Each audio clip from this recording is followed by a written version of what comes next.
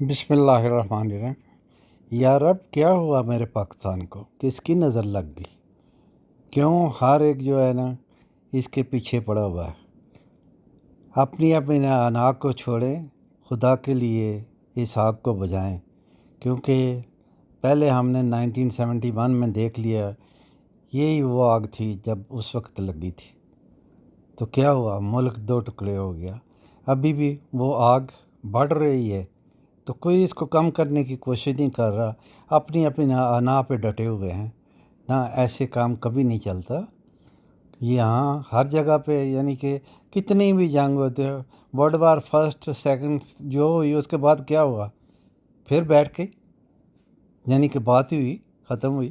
تو اسی لیے خدا کے لیے اب بھی ایسے ہی کریں، بیٹھ جائیں، ایک ٹیبل پہ آ جائیں، اگر ان کے جائز مطالبات ہے تسلیم کر لیں۔